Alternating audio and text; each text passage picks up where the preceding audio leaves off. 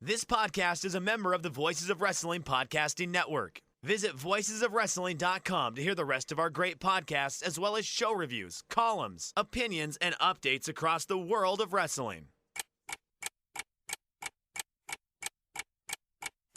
Welcome to Jumping Bomb Audio.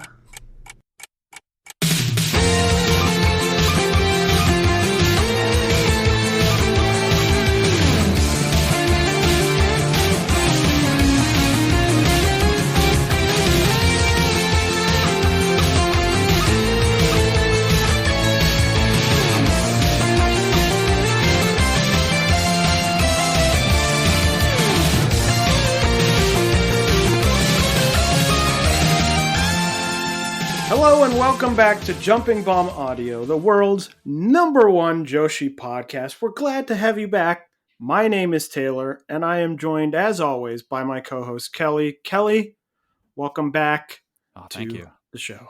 Thank you. I'm glad to be back. I've lost consciousness once this week. Had to go to the doctor and get blood drawn. Don't do well with needles.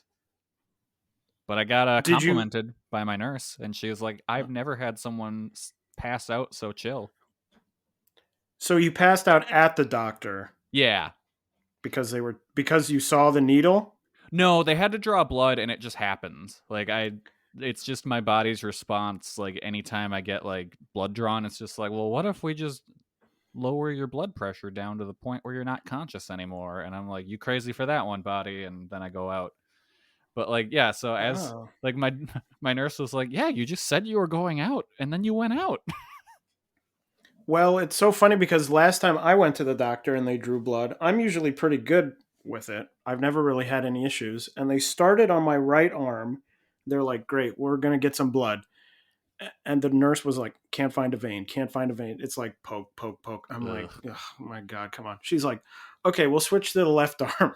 I'm like, okay. Switch to the left arm, poke, nothing. The nurse is like, can't find a vein. She goes, can we try your hand? And I was like, I guess, sure. Tries the hand, finally get it, it's coming out, and all of a sudden I was like, hey, just to let you know, I'm about to pass out. And she was like, oh my God, lay down. And I laid down and I didn't actually pass out, but I was like, she's like, do you want water? I was like, sure, I'll take some water. But I just laid down. But it's the feeling of being like, oh yeah, Yep. we're not heading the right way here. Yep. Suddenly my sight is turning into a tunnel and my hearing is kind of going weird. And at one point I did ask the nurse, because it's where I go to my doctor now, they moved and they're in a building that used to be a Barnes and Noble. And so she's like, yeah, they built this whole the blood drawing area stupid, and there's no chairs where you can lay down or anything. So when I was going out, I just go to her like, can I lay on the floor? And she goes, I wouldn't. And I'm like, yeah, that doesn't seem like a good idea. Oh, adventures in taking blood. Well, yeah, but hey, I don't have Hep C, so that's cool. That's good. You seem to do a lot. I think this is the second consecutive week we've talked about you passing out. I think it is, yeah. Because last time we talked about your booster. Yeah, that's right. Yeah, and I didn't pass out. I was very excited about that. So yeah, no. And then this time, here we go. I did. Well, now you've made a full recovery to be here on the show. Well, if you want to hear more stories about Kelly's life, you can follow him on Twitter at Comic Geek Kelly. You can follow me at Taymambo, and most importantly, you can follow the show at JBomb Audio on Twitter.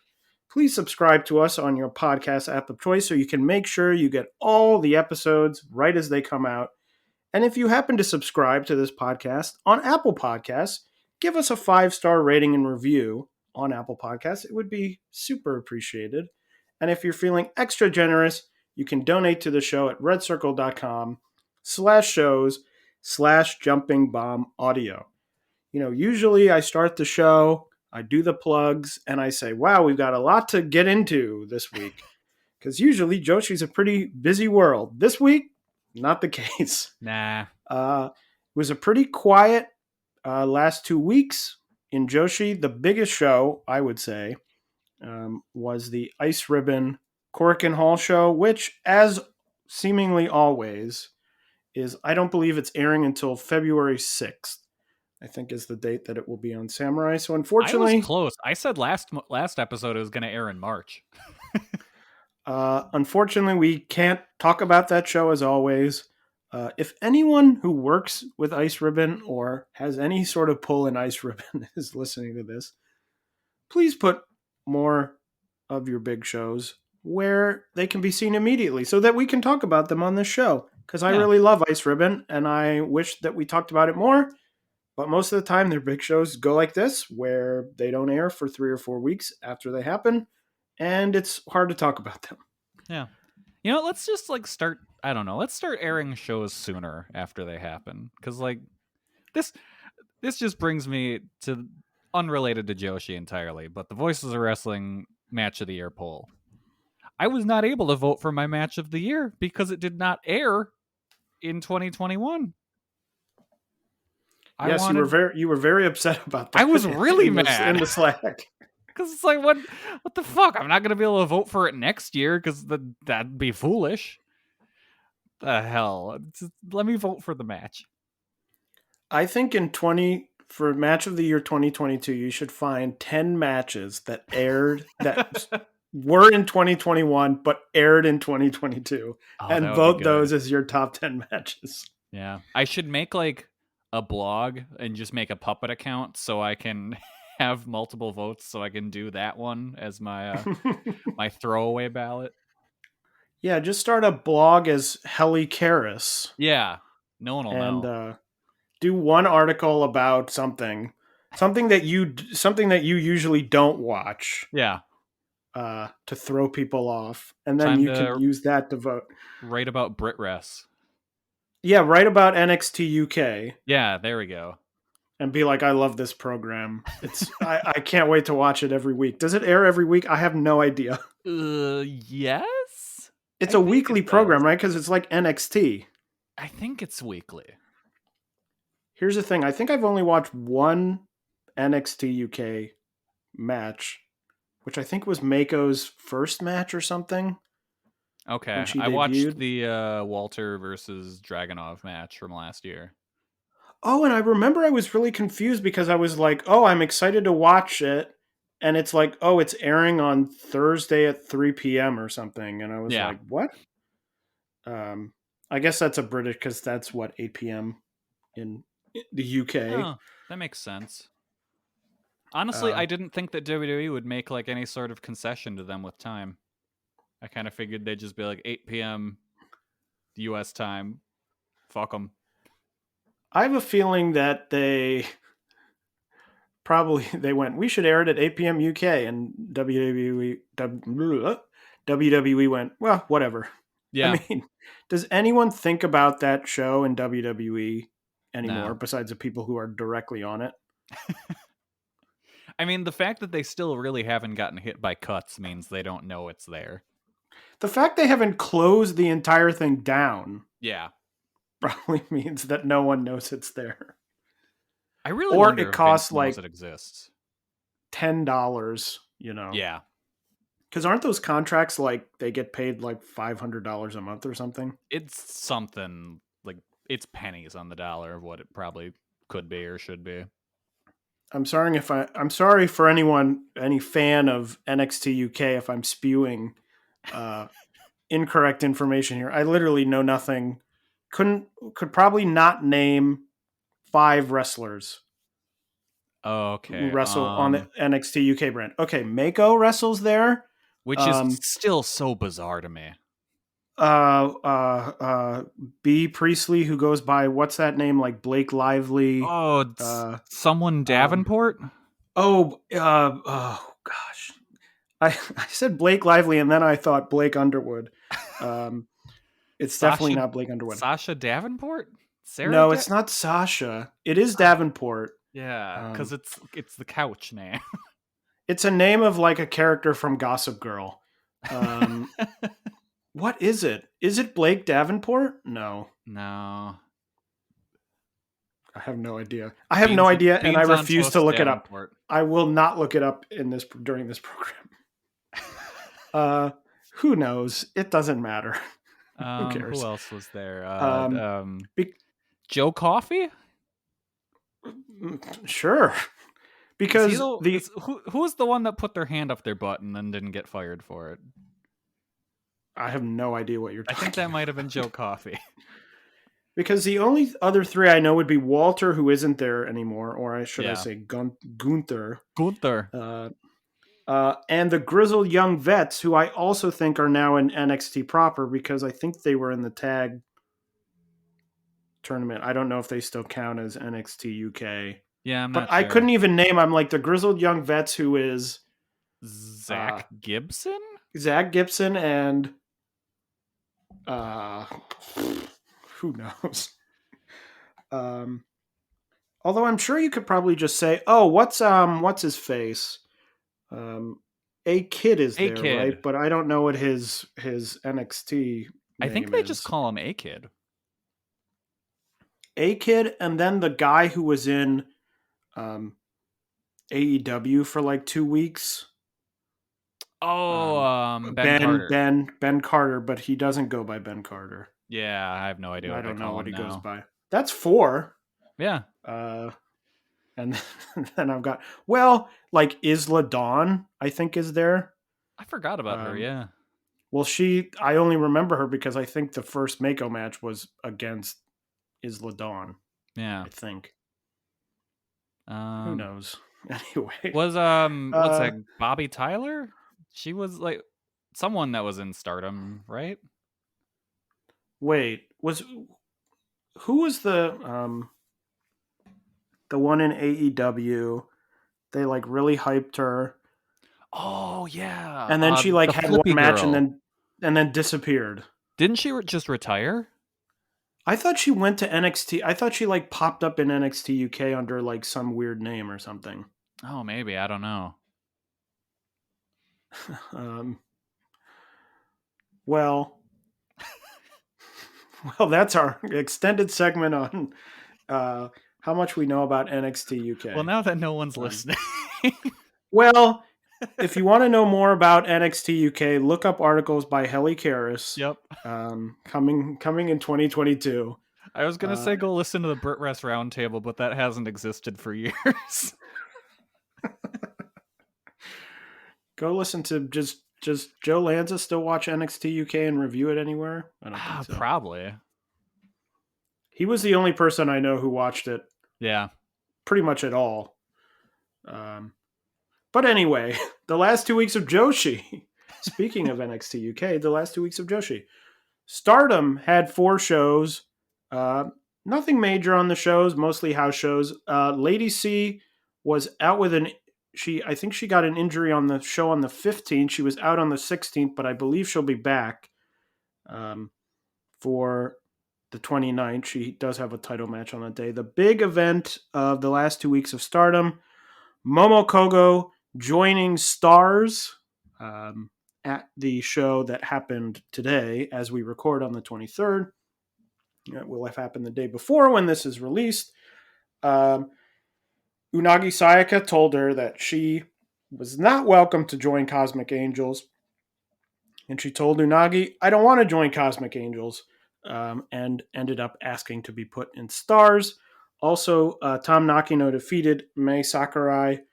And she said she will let the fans know what she will do soon. That's Mei Sakurai letting the fans know what she will do soon. So it looks like she may end up possibly leaving Cosmic Angels.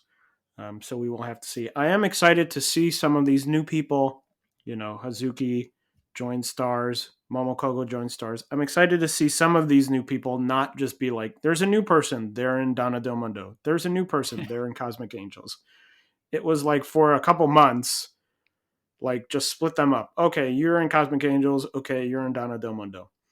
So happy to see that. And as I said last episode, I'm happy to see Momo Kogo in Stardom. I think she's very talented and, of course, didn't have a home after the, I guess, semi-closure of Actress Girls. Not entirely clear what's going on there. Not unlike Ring of Honor. Yeah, not unlike Ring of Honor, although Ring of Honor hasn't announced that the Supercard of Honor will be a wrestling show with no wrestling, as Actress Girl seems to be advertising their shows now as wrestling shows that don't have any wrestling on them. But imagine if all of a sudden, like, John Gresham comes out and just starts singing. Singing, dancing. Do you think he'd be a good dancer? I could see it. Yeah. I mean, I think anyone who is in wrestling has to have some kind of coordination.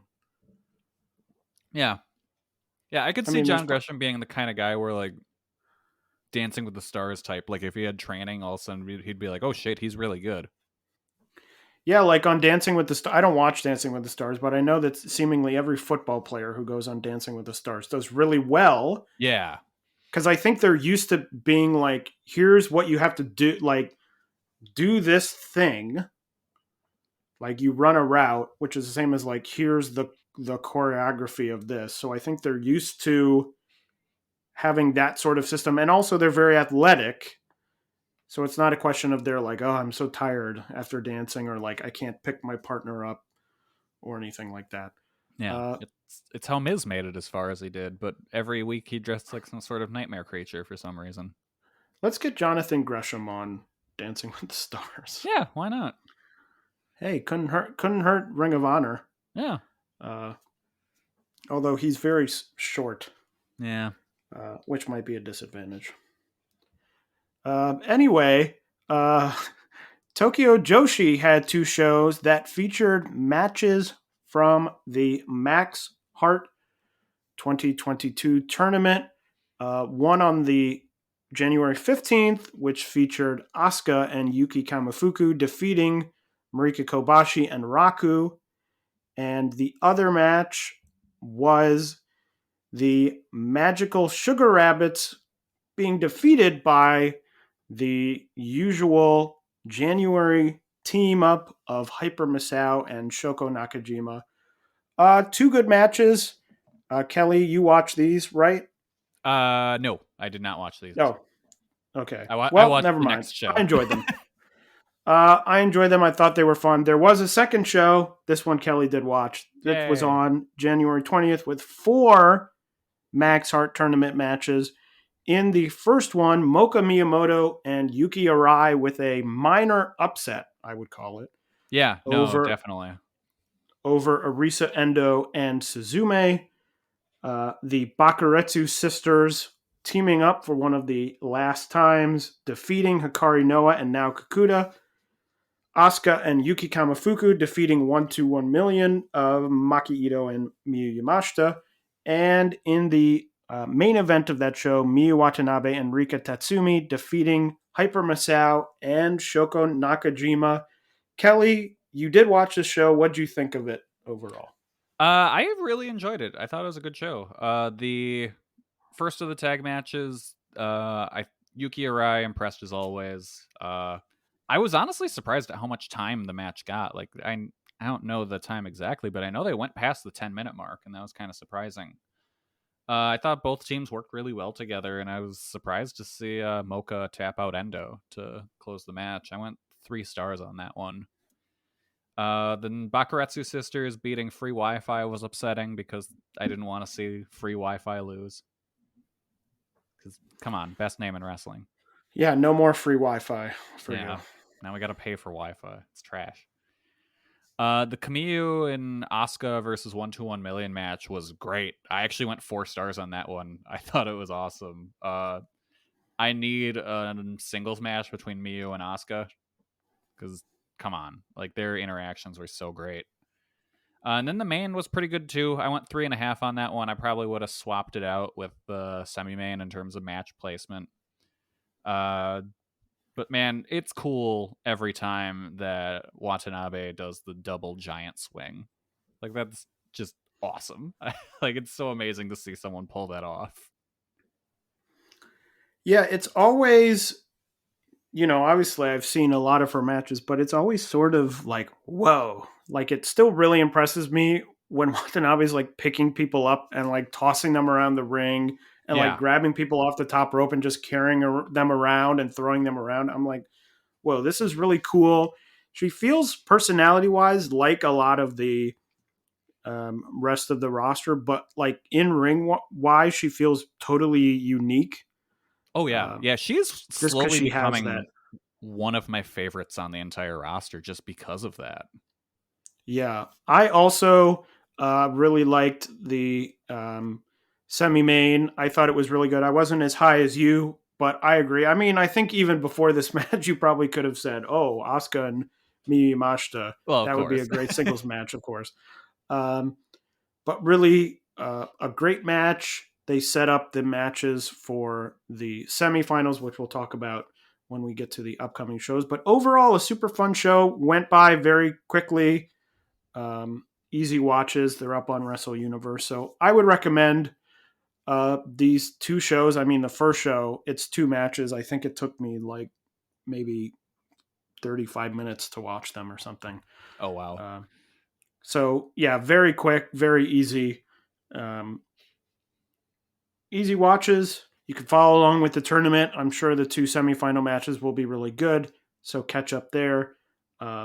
Recommended from me, and I'm assuming recommended by Kelly. Thumbs up.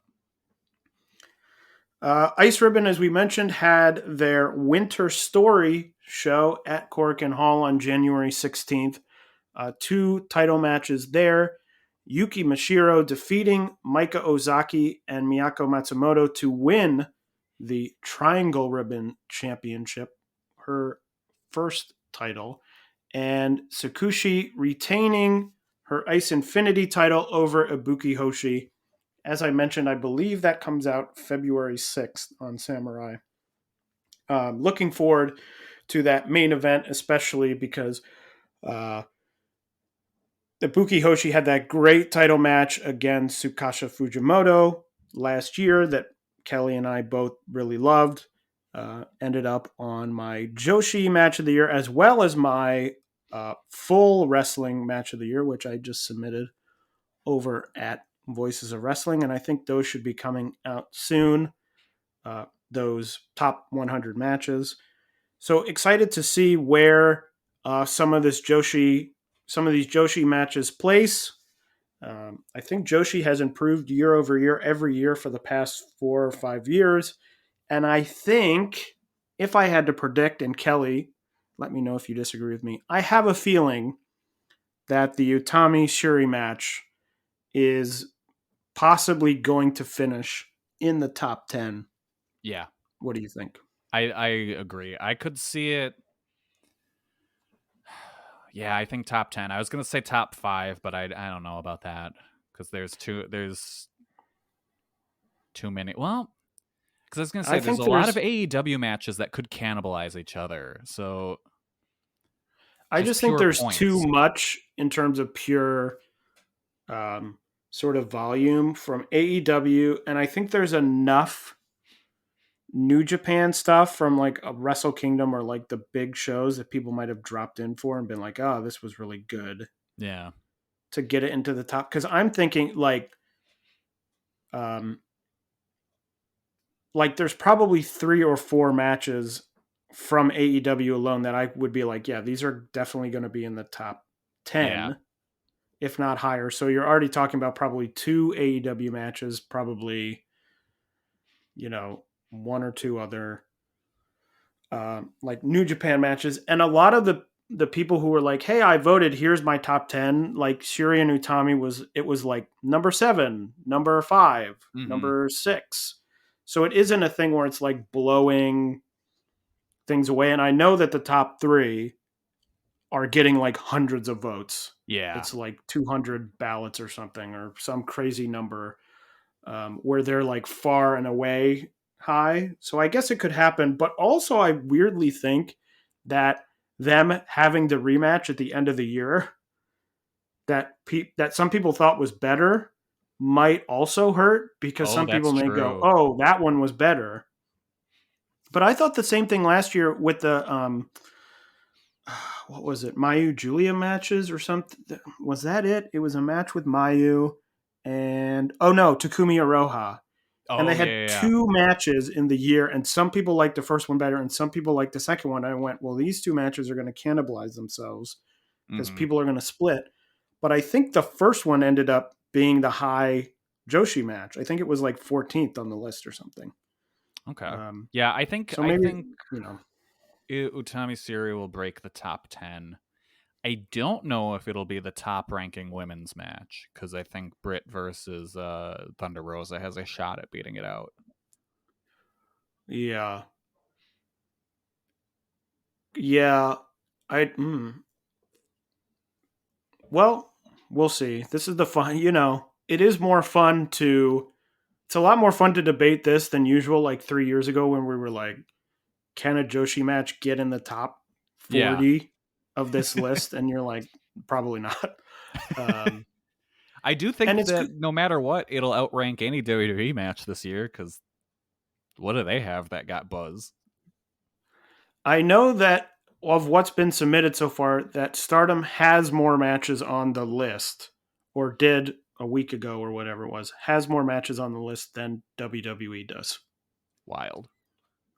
Which, yes, is crazy, but it's a lot more. I think I talked about this a long time ago on this podcast because someone asked what would it take to get a really high, a Joshi match up really high. And I talked about, in years past, it was this weird combination of like timing, and it had to be like a match that was in the later half of the year so that it would be on people's minds. Yep. It had to sort of break through that people outside of Joshi were watching it and knew about it. You got to get like a Dave rating on it or something. Which was why, like, the Wrestle Princess match did really good. The Yuka Mizuki Wrestle Princess match did really good because it was in November. It got hype outside of Joshi. But now I feel like with Stardom sort of doing these big shows all the time, that may not be true anymore, at least for Stardom. Yeah, I think anyone else it needs to be later in the year, but Stardom I could see just kind of whenever being fine now. Because they're big enough. Dave talks about them a lot in The Observer. So we'll see, but I'm excited to see the list. I had some other match. I had the Gaia match, which was my number one match of the year. I'm excited to see where that finishes because I know a handful of people who have it quite high, but that's one where I don't know if it got beyond the world of sort of big Joshi fans um, to make a big difference. Like I voted it first. I know some people who voted it, second, third. Didn't you have it like third, I had Kelly, it or pretty second? high. Or... I don't remember any of my numbers because I had to switch stuff around. Got it somewhere. Well, it moved up one slot because your number one match of the It year definitely did. Was DQ'd. I don't know. I don't have my list anywhere. Where did I delete that from my phone? Was I just so mad? I was just like, I can't do this anymore. I'll vote, but after that, I'm deleting any any thought of this list. Okay, so I had it at number 3. Okay, and It I was know at some 4. people who had it at 2. Some people had it at 3. So we'll see. We'll see. Anyway, back to the last 2 weeks. Diana had a show on the 23rd. It was the end of their short title tournament. Nagisa Nosaki defeating Aiko Sato to become the Diana World Champion. So that's exciting. Nosaki, once again, a singles champion after spending some time as some controversial time as Wave singles champion, where a lot of people liked her reign and a lot of people didn't like her reign. So we'll see what happens with Diana. Wave had 2 shows, one on the 16th. Hikari Shimizu and Saki retained their tag titles over Nagisa Nosaki and Takumi Iroha. And Wave had a Wave versus Color show today. That show aired on YouTube. It's still up on YouTube. It's a fun little show, nothing major. A very easy show to get through. It took me about an hour and 15 minutes. Some singles matches between wrestlers from each company, but I was happy to see, a show get put up on YouTube. That sort of putting shows up on YouTube, at least, live like this one was, although now it's in the sort of on-demand format, has sort of gone down in the last number of months as we've slowly moved out of all the COVID stuff. During COVID, there was tons of shows on YouTube. That has gone less and less. But I was happy to see them put that show up. If you want to see more, I would always advocate giving that a watch, because if they see a lot of people are watching it, they're more likely to put more shows on YouTube. And that is, as we said, not a ton to talk about for the last 2 weeks. That is all we have. And we are going to go on. We asked for some questions from listeners. But before we do that, I want to mention that this episode of Jumping Bomb Audio is sponsored by HelloFresh. HelloFresh. With HelloFresh, you get farm fresh, pre-portioned ingredients and seasonal recipes delivered right to your doorstep. And let me tell you, the new year is a great time to focus on what's most important to you.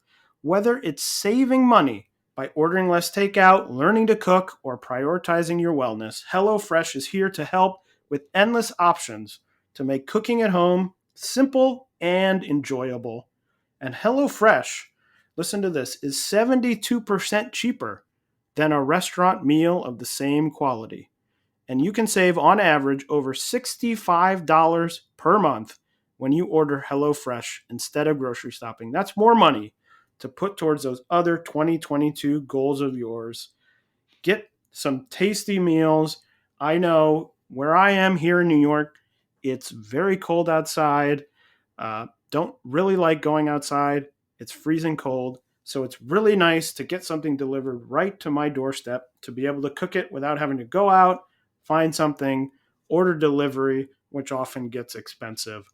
So HelloFresh has a great offer for our listeners. Go to HelloFresh.com/VOW16 and use the code VOW16 for up to 16 free meals and 3 free gifts. That's right. If you go to HelloFresh.com/VOW16 and use the code VOW16, you can get up to 16 free meals and 3 free gifts. A great offer from HelloFresh, America's #1 meal kit. So as I mentioned, we asked for some questions from the listeners. Not a huge amount of questions this time, but we will start with the first one. All of these come from the Voices of Wrestling Discord. There's a channel all about Jumping Bomb Audio there. If you ever want to talk about the show, I'm often in there. Kelly's in there as well. I so lurk. You can talk with us. Yes, you lurk. So you can talk with us if you agree with us, if you disagree with us. That's a great place to do it. Had lots of conversations there. But the first question is, what changes do you anticipate for Seedling? Will there even be any changes? New people booked, new angles, some people who were maybe close with Nanai not being booked anymore. Basically asking for an outlook for Seedlings 2022. I will say, I think it's going to be very interesting. I sort of think of, and we've talked about this on the show before, the Choco Pro, sort of what happened with Choco Pro, where Choco Pro was sort of being booked by Misakura. They had these intricate storylines, very sort of emotional, long-term stories. She leaves, and those stories sort of dissipated. It's now more of a straight wrestling show. I do wonder if they are going to start booking Seedling. Seedling, one aspect of the promotion that I've really liked as I watched it over the number of years is they do have these great they've had these great storylines, some of them which are very long term. I do wonder if now that Nanai is gone, if they pull back on those, maybe waiting for her to return to do those. I think in terms of booking people, I think it's a really interesting time, as we mentioned, with all the Actress Girls stuff going on. There's a lot of people out there who are able to be booked. You can bring people in. Seedling's not a promotion that's going to be signing anyone, which I think often limits sort of what their roster is going to be, because there's really they really don't sign anyone. They have their main core group, and that's all they do. So I think there could be, maybe you see some new people booked to give them a chance. But I think, as it's always been, I think they're going to sort of stick with the core signed roster and then the usual people that they've brought in over the years. Kelly, what do you think? Yeah, it's weird. I'm not sure how it's going to go. I mean, now you've got, like, you could bring in a group like Prominence, and there you go. Now you've got a story for a couple of months of, hey, we're fighting off this invading hardcore army. So, like, you could always do stuff like that. Outside of that, I honestly don't know what the outlook for the company will be. Do we think, like, she's coming back?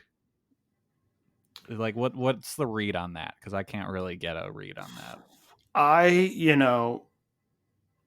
don't know. You always think, I mean, with just wrestling in general, that people will come back. I mean, you talk about the list of people who are like, I'm out of here, and I'm talking about big, not like Yeah. some guy from a local promotion who's like, I'm tired of wrestling. I'm talking like big people who are like, I'm done, like I'm out. Like we saw it in AEW in 2021. CM Punk was a guy who was like, no, I'm Yeah. done. Bryan Danielson was out for years in WWE and came back, and there was Edge who, it. I don't know when it would be, but my thought is always that people are going to come back, especially people who are so involved. This is Nanai's promotion, founded by her. So I think that she may come back, but I don't know if they're sitting there, whoever's doing the booking now is sitting there going, okay, she's going to be back in, a year or whatever. I'm just making a number up. I think they might be operating on the thing of like, okay, she's gone and we have to do our own thing now. Mm-hmm. Yeah, no, that makes sense. So I could see it just kind of being the same, but just without her for a while until they kind of find their footing again. And you have to assume, like, Yoshiko will come back this year, probably. Yeah, and it's one of those things where I think we have to sort of see, once we see a couple shows, we'll sort of figure it out, because I think they're at the point now, sort of with the way they're set up, with the champions that they have, to, with Risa being the singles champion, with Asuka and Makoto being the tag champions, that they're sort of new champions, and you have the opportunity, if they do want to sort of set storylines up, that they're sort of starting with a fresh slate with new champions, new year. This is sort of for the upcoming 2 weeks, but they did announce that their January 28th show is canceled because a number of people tested positive for COVID. So unfortunately, sort of that first opportunity to see like, here's Seedlings 2022 is not going to happen, but they have a show a few weeks later. I mean, I would hope personally that they sort of just continue on the path that they've been on, which is, doing the storyline type stuff that they've been doing, also having good matches. But we'll see. It's not easy to do, as we always talk about. So they may just say, okay, well, we just want to put on good matches with interesting wrestlers and see what happens. Yeah. Yeah, I mean, that's the easy option, and that's what makes the most sense for now, especially because with COVID, you don't really want to put your entire promotion behind one person that could go down for 2 weeks and ruin a big main event or something. Yeah, it's I mean, the COVID stuff is all weird, where it feels mostly like, I think people have sort of gotten to the stage of like, well, we've moved on. There was a lot of talk about like, oh, well, you got to save your matches for after COVID's done. But now at this point, it's like, when is this actually ever going to be done? Yeah, I mean, the way I look at it now is Shibata came back in front of a COVID crowd. You can just do whatever. Yeah, it's like, if you're saving stuff, you're sort of saving it with the understanding that it may be, another year. before you can do it? And is it worth holding on to something for a year if you're then spending a whole year sort of spinning your wheels Yeah. otherwise? A Especially special with like moment will small. still land, even if Yeah. there's the COVID restrictions. A big moment like that will still matter. Yeah. And if you do that, or if you don't do a big moment, it's sort of like, are you losing even more momentum? Because Mm-hmm. people are like, well, they're not doing anything, so forget about them, Yeah. sort of thing. But it's going to be interesting to see. As I said, as people know who listen, Seedling's one of my favorite promotions. I do think their second half of 2022 was not bad, but it felt like sort of they did go a little bit into wheel spinning mode. I don't know if that was because of Nanai's stuff, what was going on with her, and then she came out. But we'll see. But I hope that they continue to do storylines, because I think that in terms of the Joshi scene, I think they're one of the better promotions at doing these sort of interesting storylines, weaving in, title matches. They have a great roster. They bring in really exciting outside talent. So my fingers are always crossed for Seedling. Although, Kelly, you did remind me there was one show which did happen in the last 2 weeks, which I neglected to put in the recap. Because they have not started as an official promotion yet, but there was the Prominence pre-launch event, yeah. which I know you and I had strong feelings on. So Yeah. I'm sort of surprised that I forgot it. My thought was, I'm, I know there's a crowd out there that's like, Prominence is a bad idea. It's stupid. I don't think that. I'm very excited for Prominence. I think they've got a great core roster. I think that they can do a lot of really exciting stuff. That being said, I think the pre-launch event did not look good. Nope. It did not make me more excited to see the shows. Nope. Obviously I'll still watch the shows. I'm very excited for them. I thought it looked very low rent. It looked bad. It looked really bad. It's one of those things where I was watching it and I was like, well, this is sort of like Choco Pro. Yeah, I wanted to say apologize to Choco Pro. But like Choco Pro's thing is like, that's the thing. Like, you go in and part of the buy-in is, this is the way it looks. Yeah, this is their house. You do things their way.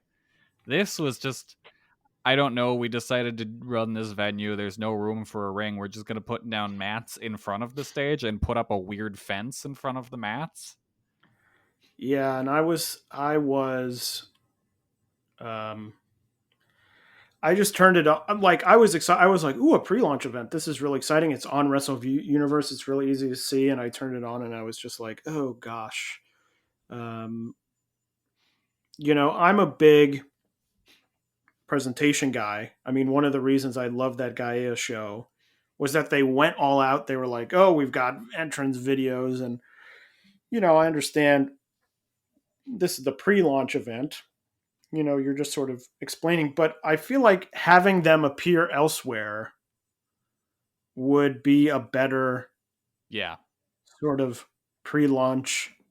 Like, have them appear on a show, like do an ice ribbon, because I know they're doing that they did that ice ribbon match, but like, have them appear on an ice ribbon Korakuen and just be like, this is a Prominence match, or have them appear on the Tokyo Joshi show and be like, yeah, this is Prominence, or wherever. I'm just sort of throwing things out. But I was just like, oh, this is not this is not sort of what I was hoping this thing would be. No, and like, Suzu bladed on that show, and I was like, man, you did not need to do that. There was a Prominence match on what was it? I was just looking through stuff on Cage Match from yesterday. There was a Real Japan show. There's a Prominence match where Akane Fujita and Risa Sera took on Jaguar Yokota and Tiger Queen. So they are working other places. Yeah. I kind of wish that show had made tape. That sounds like a fun match. But of course, then there's the other thing of, these pre-launch events are happening on Wrestle Universe, and then the proper launch, which is in April, hasn't been announced, and my biggest fear is that these shows happen and don't make tape, and this all sort of loses um, the momentum sort of like new groups, like the big joint shows that they were doing last year. All these promotions are banding together. I was really excited for those. The first one was really good, and then it just felt like air being let out of the balloon, and then they were like, well, we're done. Mm-hmm. And so that's always my fear with new promotions, is it's like, oh, I'm really excited, this could be really great, and then it turns out it's like half of what I thought it was, and then it's done. If the Prominence main show isn't on Wrestle Universe, I hope it ends up on, like, they just put it on YouTube or something. Yeah, I mean, I hope it ends up somewhere to watch, most importantly. Yeah. But sort of not the strongest start for me personally. But again, like I said, I'm still looking forward to it. So, we'll see what happens. The next question, this one pretty straightforward, is from Rika Tatsumi in the Discord. By the way, that first question about Seedling was from Velkij Bracha in the Discord. This one comes from Rika Tatsumi in the Discord, the Rika Tatsumi. Is 2022 the year Mika Iwata wins a singles title? I will say personally, based on history, never bet on Mika Iwata winning. So I'm going to say no. I'll say I hope so, because she's cool. I like her. Yeah, I certainly hope so, but the past has the past is not a good indicator. Big Momo energy. Yeah. The next question from 10410, I believe is how you say it, or maybe 10410 in the Discord. Do you ever see Stardom disbanding the stables or stop using the stables the way that they do now? I'll start with Kelly. Certainly not, because that's just another booking crutch they can use. They've got all these titles and all these groups. Like, hey, just throw together some shows like that. It's super easy. Well, and a lot of promotions use this sort of I mean, New Japan is one. Obviously, Dragon Gate is a big one. But even now, we'll talk about in a second, Marvelous is doing sort of a thing like that. So it's an easy way to, and it's the way Stardom's been for so long. I don't know that there would be any reason for them to do it. Like, I don't know if they were like, oh, we're everyone for themselves. Like, then what would that sort of look like? Like, even AEW sort of does this thing where it's like, we're working together, even though they're not running around going, oh, we have stables, blah, blah, blah. Yeah. There's still people sort of in these loose groups, I guess I would say. It just wouldn't make sense to just disband them all, because would everyone just be like, okay, we're not allowed to be friends anymore? Like, no one is friends with anyone anymore. Yeah, I just don't see any. And then it's like, oh, we're going to do a 6-person tag. Like, how do you determine what groups people are, Yeah. It's a sort of a natural thing, because you have multi-person matches. Like, you have to have some sort of coordination with other people. So I just don't see it ever happening, especially with Stardom that's been doing it really for a long, long time. I don't see it happening. Nah. The next question is from Ice Age Coming in the Discord, and this is a vote. Marvelous Team Red, Team Yellow, Team Blue, Team Purple, or Team Black. And Kelly, I'll give you the teams, and you tell me which is your favorite. Team Red, Takumi Iroha, Hibiscus Me, Riko Kawahata, Miyako Matsumoto, and Saki Akai. Team Yellow is Chikayo Nagashima, Yurika Oka, Ai Hozan, and Ancham. Team Blue is newly Asuka, Rin Katakura, Itsuki Aoki, and Yu. Team Purple is Maria and Makoto. And Team Black is Tomoko Watanabe, Kaoru Ito, and Sakura Hirota. So what's your favorite team there, I'd Kelly? go Team Red, because Takumi Iroha is cool. I like Saki Akai a lot, and Miyako Matsumoto is always up to some nonsense. So yeah, no, Team Red for sure. Yeah, Team Red very strong, although I have to vouch Team Purple, Maria has always been my, there's much less of them around now, but Maria was always my marvelous rookie from the beginning. So always a big fan of Maria. And Makoto, I think, has been someone who has improved year over year. A couple of years ago, if you would have had a big match with Makoto, I would have said, am I excited for this? Now I am excited. I mean, she's gotten a lot better. I think she's very good now. So I'll throw a vote behind Team Purple. And the final question, although I think Kelly may have a classic Kelly bonus question. I do. And I have another question that I came up with. So we've got two more after this one. All right.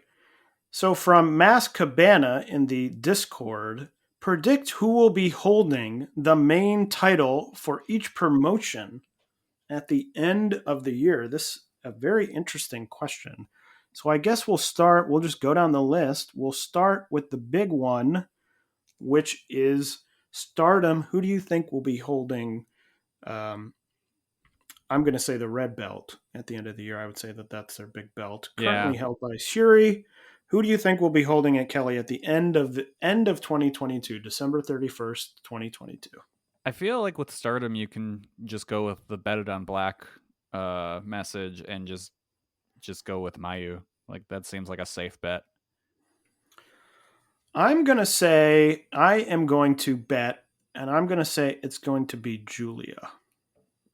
Yeah, I think would be my pick. I think that she probably defeats Shuri for the title at some point, and they have shown that they are sort of willing to go with longer title reigns for this. I think if she wins it, sort of like mid-year, let's just say, she could hold it for a while through the end of the year, and then you work on building up, I don't know, whoever would be next. I can't even think of who that would be.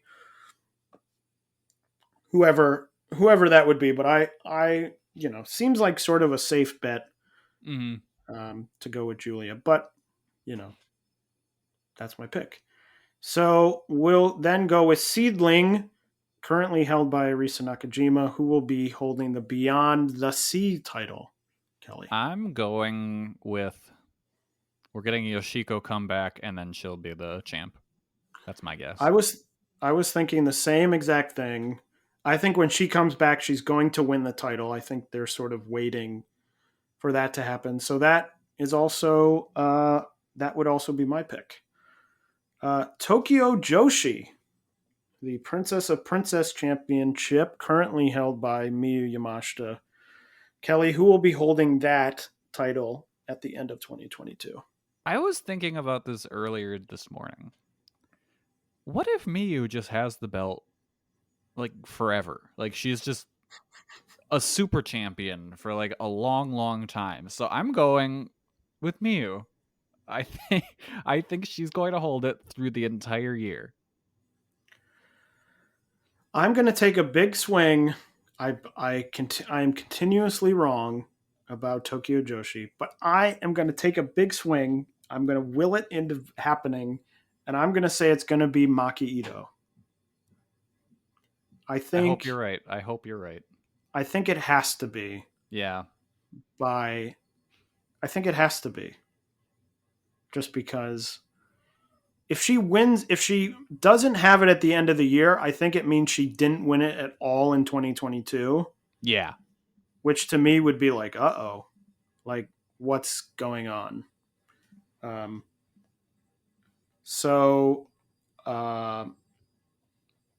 Yeah, that would be my pick, but I've been wrong so much about Tokyo Joshi. We're both going to be wrong, and it'll just be like Rika Tetsume or something. I mean, I think Shoko Nakajima could win the title at Sumo Hall. Yeah. That's why I'm like, I don't think it'll be Miyu. I just think, like, based on what I think, I'm starting to do the thing where I'm like, what do I think? Okay, Tokyo Joshi will do the opposite of that. So I'm like, I would keep the title on Miyu, which means Shoko Nakajima is going to win the title. Yeah. We'll do Ice Ribbon.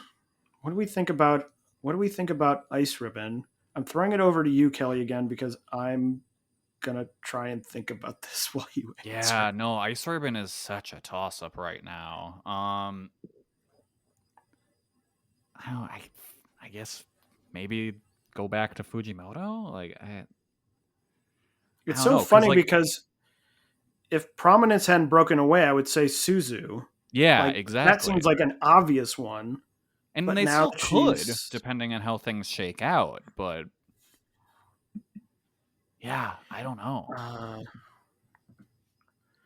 I don't know. Like, is it one of the young? Like, do they try?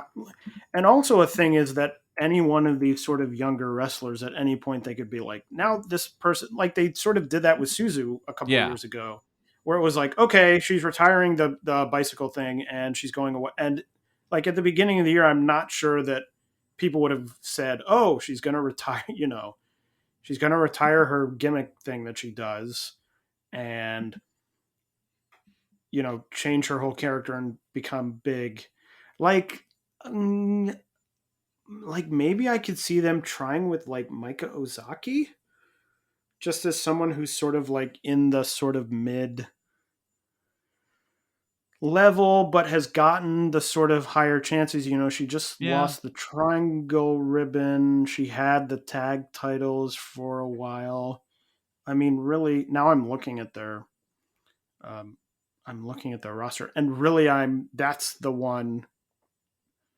It's like Buki Hoshi maybe, but she just lost a title shot. Like, and I guess they are capable of having someone, Totoro Satsuki could all of a sudden come out of nowhere and win the title. But I'm gonna swing big and say Mike Ozaki. That's Okay. gonna be my prediction. Yeah, I'll just go with Old Faithful and just say Tsukasa. Um, who else should we go with here? Let's do Sendai Girls. The thing about Sendai Girls is they barely ever have any title matches. Honestly, I couldn't Um, tell you who their champion is right now. it's Hashimoto. Okay, then Hashimoto. there we go. That's what I was going to say, but I was like, I don't know that for sure. So yeah, no, Hashimoto's just gonna have it forever. It's They want to be. Hashimoto. It's Hashimoto who has held the belt now for 833 days Yeah. and has Okay. had 5 defenses. Yeah. No, Hashimoto then. Yep. Hashimoto. She had that defense against Takumi Iroha in November.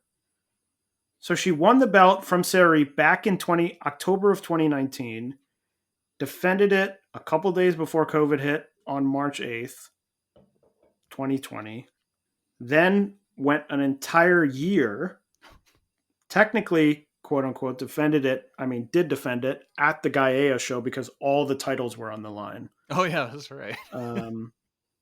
Then defended it the next month against Mio, and then November, 5 defenses. So Yeah. really one title win. So the first one actually wasn't a defense. She's had 4 defenses. Yeah. And that No. one on the 8th was against Shuri where she knocked her. Was that that was the rematch. Cuz in January of 2020 they had that match where Chihiro got like shoot knocked out.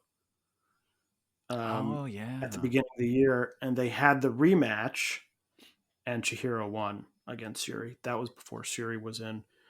That was even before Shuri was in Stardom. Jeez. Yeah.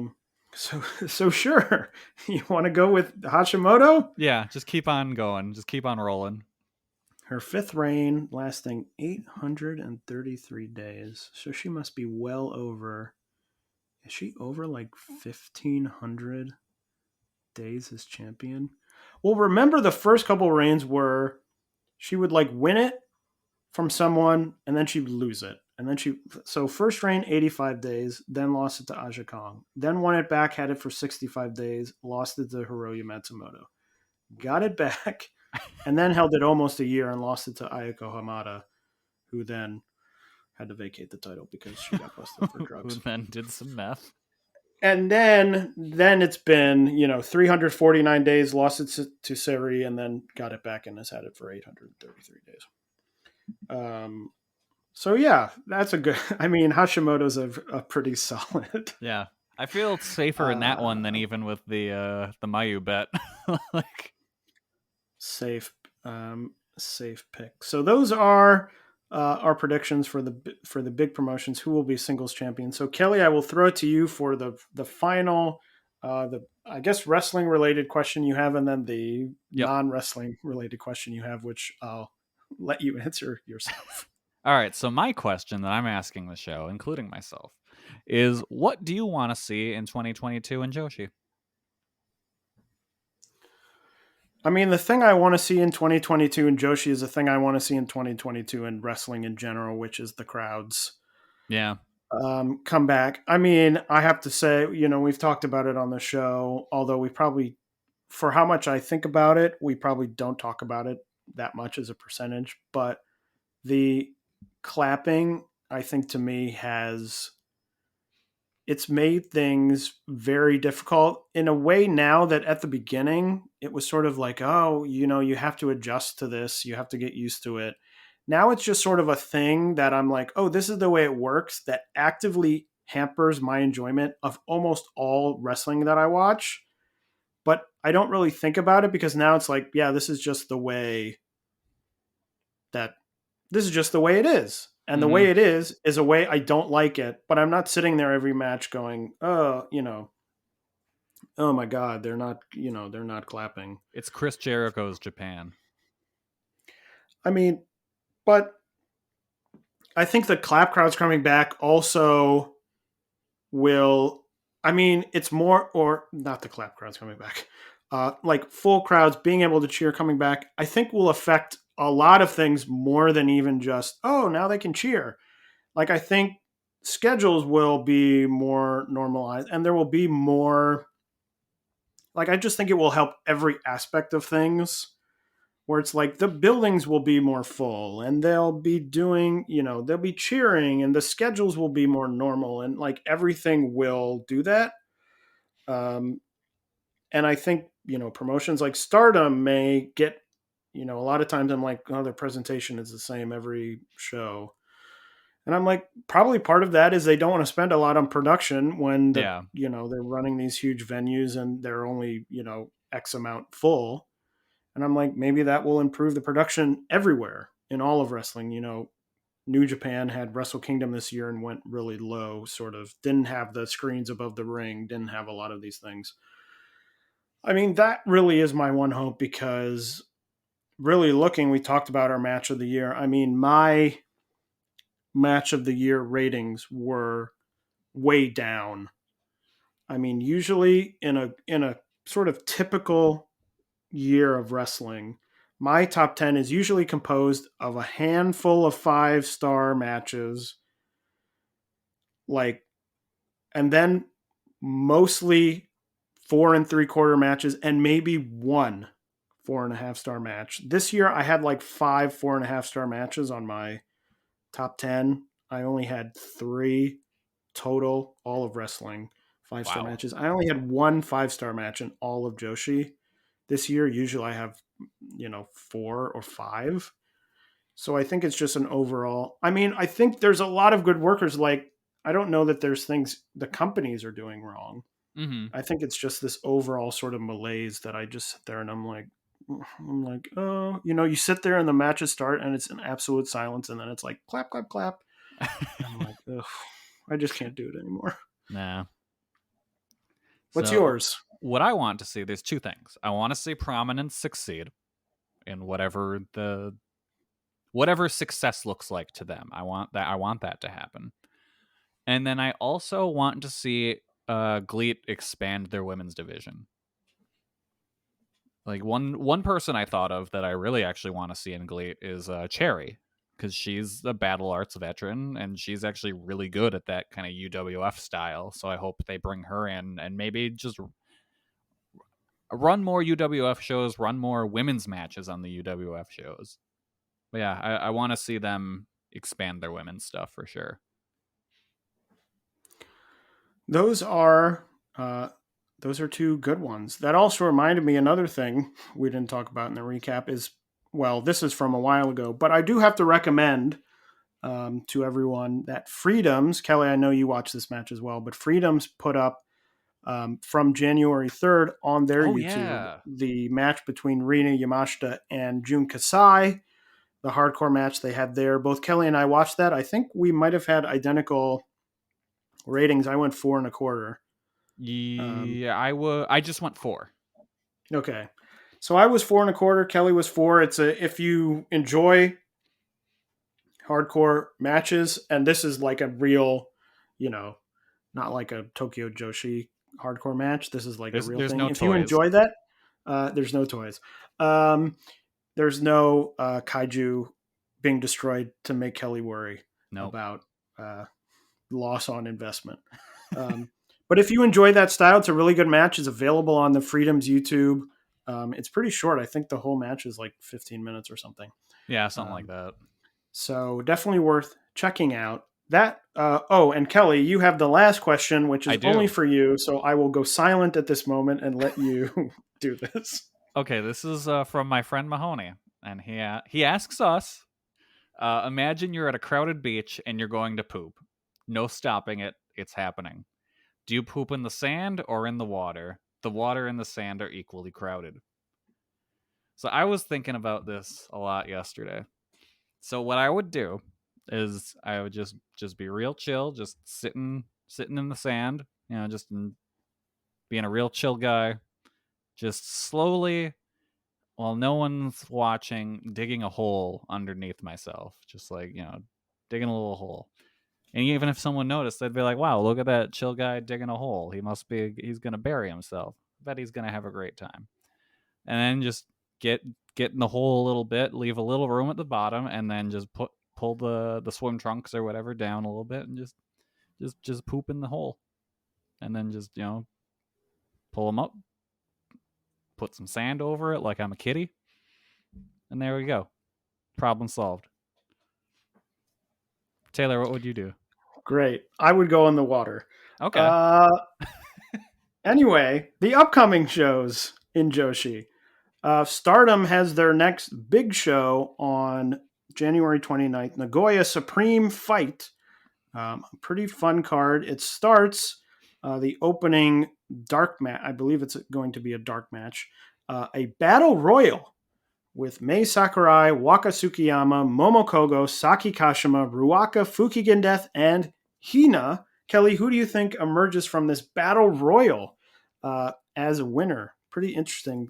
They don't do a lot of battle royals in Stardom. I feel like, why not Momo Kogo? She's new. Like, might as well give her a little shine. But probably like someone from Uedo Tai, or they'll all get dumped out at the same time or something. Yeah, I think Momo is a good, or maybe Mai Sakurai wins to build into this whatever she's doing with Cosmic Angels. That's what like I just kept thinking when she said like, oh, just wait to see what I'm gonna do. Like, there's in the back of my head, I'm like, who gives a shit? Just you wait. It's a threat. Yeah. The first, I believe, official match on the card is for the Future of Stardom title. The champion Hanan going up against Lady C. I mean, to me, I think that this could be one of the better Future of Stardom title matches. So I am looking forward to this one. Yeah, that could be a good match. And really, I think it could go either way. I think Hanan could probably use the victory to sort of solidify her reign, but I could see it going to a new member of Queen's Quest, Lady C. That's right. She is in Queen's Quest. I forgot about that. Yeah.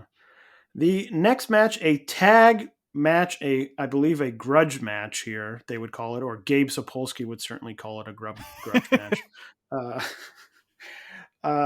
The Queen's Quest team, Utami and Azumi, going up against the Uedo Tai duo of Momo Watanabe and Starlight Kid. Should be another very good match. Nothing on the line here, but should be fun. Good match at the beginning of the card to wake the crowd up a little bit. Yeah. The next match is for the vacant SWA title, Mina Shirakawa going up against one of the newest members of the Stardom roster, Tekla. To me, I see Tekla winning because I think Yeah. that there's more possibilities with the SWA title. Because they still do the gimmick with that where it's people from different countries against each other, right? Correct. Yeah, so They she's gonna fudged win. it. They fudged it when Suri won it because she is half Japanese, so she was able to defend it against other Japanese people. But if Tekla won it, that would be easy. You wouldn't have to think about Exactly. any of that stuff. The next match, the tag title Goddesses of Stardom title match. The new champions, Koguma and Hazuki, taking on the Donna Del Mundo duo of Maika and Himika. Kelly, do you see a title change, a quick title change here? I don't see a title change, but can we talk about Maika like losing her mind and becoming a bear? Sure. You can talk about that all you want. What has happened? Like I've always said she has crazy eyes. Like that's one thing I've always said. But it's really coming out now that she's got the bear costume on and is like foraging for berries and stuff. Like what she's lost it. Well, I will say that for a long time I've said that she doesn't have a very strong personality, and this is certainly one way to I guess show some personality. I kind of like that. Yeah, she's just like, here's my personality. I'm a fucking weirdo. Just gonna dress up like a bear and become a bear. And is the idea that she's going to be more of a bear than Koguma is? Because like that's her thing. And she's like, no, I'm going all the way. I'm going to go dig around in the forest for things and just wear this costume and look crazy all the time. I'm going to become an actual bear. Yeah. I hope she wrestles the match in the bear suits. You never know. Stranger things have happened. The next match is for the Wonder of Stardom title. The new champion, another new champion, Sayaka Kamatani, going up against Unagi Sayaka. This is one I don't know that I can see Unagi winning with Saya as new champion, but should be an interesting match, a big test for Saya and Unagi, but certainly for Saya as the new champion. We will see how that one goes. I feel like that match could either be really good or could fall apart and be really bad. Just because they've both had those matches where, like, if something goes wrong, it just kind of goes. But like they can do really good work, so I hope it goes well. Yeah, I'm still interested. I still think Sayaka Kamatani's match structuring needs some work, and I'm a bit concerned being in there with Unagi. Like when she's in there with some more experienced people, it can sort of go through, it can sort of get through that. But, sort of interested to see how that all plays out.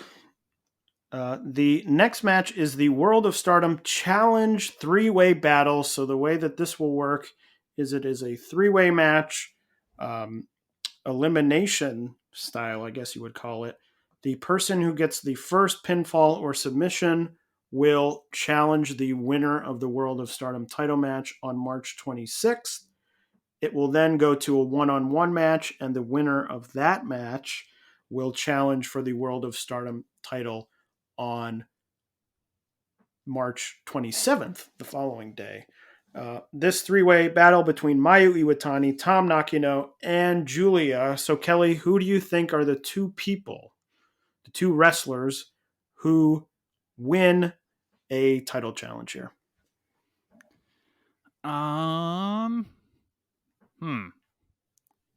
That's hard. It's hard to pick two winners in a match because then it's just, well, who loses? I don't think Julia loses. Do I think Mayu loses or Tom loses? Maybe Mayu, because again, if she loses, who cares? She's the icon of Stardom. It doesn't matter. So I'm going to go with the winners are Tom and Julia. All right. I'm going to go with the winners are Tom and Mayu. Oh. And because I think it's too early for Julia to have a title match with Shuri because I think she's going to win the title. Yeah, And no, that's a good point. I think what happens is I'm going to do some booking prediction. I think Tom wins first. She gets the title match on the 26th and loses. Mayu wins second and gets the title match on the 27th, and they go to a time limit draw. Okay, that makes sense. Because I think then you can build up, Shuri, 2 title matches in one. You know, she won one, then she was very tired. She couldn't beat Mayu, but she didn't lose. Just because I think it's slightly too early, because I think Julia is going to be the next holder of the title. So I think it's slightly too early to give Julia a title shot unless the Stardom's thought is, well, Shuri is just a placeholder. And then, you know, it could be like a Mayu Julia situation where Shuri goes to a draw with Mayu or something, and then the next night loses to Julia, and the whole thought is like, well, she had to wrestle twice in, 2 nights. It was very hard. She went to the time limit draw against Mayu. So I guess I could see something like that. Yeah, no, that fits. But funny, we're already plugging in Syuri because the main event of this show, the World of Stardom title match, Syuri defending her title against the newly debuting Mirai. I think this is too soon for Mirai to have a title match. She hasn't done literally. She's done almost nothing in this company. Yeah, no, that's establishing the lost post of Donna Del Mundo, possibly. Yeah. It happens sometimes. The wrestler debuts, they get a title match. She will lose. I would put Mirai winning in about half of 1%. Yeah. Think. Yeah, I feel like, fluke, and even that is kind of generous. Yeah, it's Syuri needs to fall and break her leg, and they're just like, I don't know, have Mirai win. It's also interesting because it's higher than, Mirai in Tokyo Joshi, a company that in-ring wise, I think everyone would probably agree, on the whole, is not as strong as Stardom. And it isn't like Mirai was at the top of the company with Miyu Yamashita, as these majorly established, all-time workers. And now it's like, okay, one of your first big show, you're main eventing. Mm-hmm.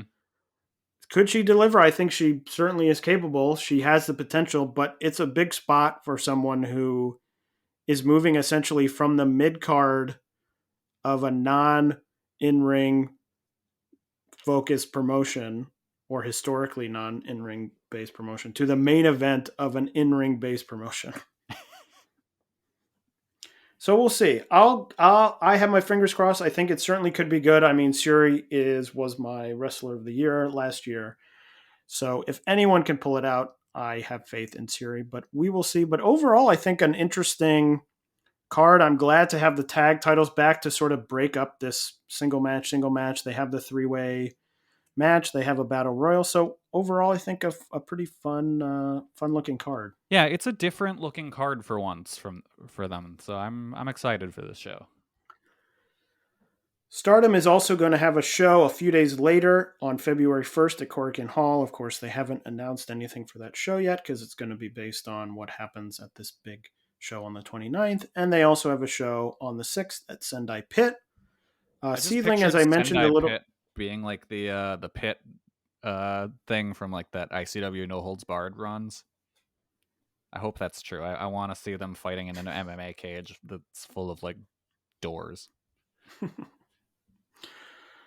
Seedling, as I mentioned, was going to have a show on January 28th, but that was canceled because a number of wrestlers tested positive for COVID. So that show has been canceled. Oz Academy has a show on February 6th with a tag title match main event. Hiroya Matsumoto and Rina Yamashita defending against Mei Suruga and Momoko Hanazono. That should be a fun match. Yeah. I'm looking forward to that. And then a 3-way semi-main event, Mayumi Ozaki against Kaori Yoneyama and Ram Kaichou. So another sort of interesting match there. Tokyo Joshi has a show on January 29th with the Max Heart Tournament semi-final matches, which will be Rika Tatsumi and Miyu Watanabe going up against Moko Miyamoto and Yuki Arai. And on the other side, the Bakuretsu sisters, Nodoka Tenma and Yuki Aino, going up against Yuki Kamifuku and Asuka. I'm fingers crossed. I'm hoping for a Rika, Miyu, Yuki, Asuka final. Yes. Personally, that is what I'm hoping for because I think that match would be great. And I think either team would make good challengers for Magical Sugar Rabbits. So that is my fingers crossed. But of course, now that I've said it, and I hope that it happens in Tokyo Joshi, that means it won't happen. Well, I think for sure we can say that Tatsumi and Watanabe are going to the finals. Yeah, I would. Yes, I would predict that. It's the Bakuretsu sisters that could screw everything up for us. Yeah, I could easily see the Bakuretsu sisters winning and doing like a one final challenge thing at Sumo Hall. Although part of me is like, would they do that if it's like, well, Tenma's leaving? Like, would they do that? Yeah, I wouldn't. But I could also see them winning this match and then maybe Rika and Miyu win like the final. And it's like, oh, the Bakuretsu sisters, they got so close. You know, that could be the story. Like they got so close. And then you have Rika, you have Yuka, Mizuki, and Rika in a big match there. Mm-hmm. Your Princess of Princess title match is big, with Miyu and Shoko. Then you would have 4 pretty big names in the tag match, and then you have Maki Ito against whoever for the International Princess. So that would be 4 pretty big matches, but really, I just want Kamiyu and Asuka to win overall. I really like yes, that I would team. love that because I think that they would have a great match. But we'll see. I don't know what their plan is just because it's Asuka and an outsider if they want that to main event. Yeah. But we will see. Sendai Girls has a show on February 4. 2 pretty fun tag matches at the top. Chihiro Hashimoto and Manami against Sayori Ono and Asuka. Speaking of Asuka. And the main event, Dash Chizako and Hiroyu Matsumoto against Mika Iwata and Miyuki Takase. So 2 fun matches there. Ice Ribbon has some shows coming up on the 29th, the 30th, and February 5th, but nothing has been announced for those matches. So that is everything coming up in the next 2 weeks of Joshi. I'm sure on the next episode we will cover the big Stardom show. Hopefully we will cover the Tokyo Joshi Max Heart matches as well, and maybe 1 or 2 of these other shows. Still won't have been able to watch that Ice Ribbon show. Correct, sadly. Kelly, anything else to add before we wrap everything up? No, I'm all Joshi'd out. I got everything out of my system for the 2 weeks. All right. Well, as always, you can follow us on Twitter at JBombAudio. If you missed us asking, if you had a question you wanted to ask and you missed it, follow us on that Twitter. We'll always tweet out when we are looking for questions, when we do these episodes with questions. You can also follow Kelly at Comic Geek Kelly and me at Taymambo. Subscribe to us on your podcast app of choice to make sure you get these episodes right as they drop. And if that place happens to be Apple Podcasts, give us a 5-star rating and review. We would really appreciate it. And if you're feeling extra generous, you can donate to us at redcircle.com/shows/jumpingbomb-audio. And also remember, you can go to hellofresh.com/VOW16 and use the code VOW16 for up to 16 free meals and 3 free gifts from HelloFresh. So for Kelly, my name is Taylor. Thanks for joining us, and we will see you in 2 weeks on another episode of Jumping Bomb Audio.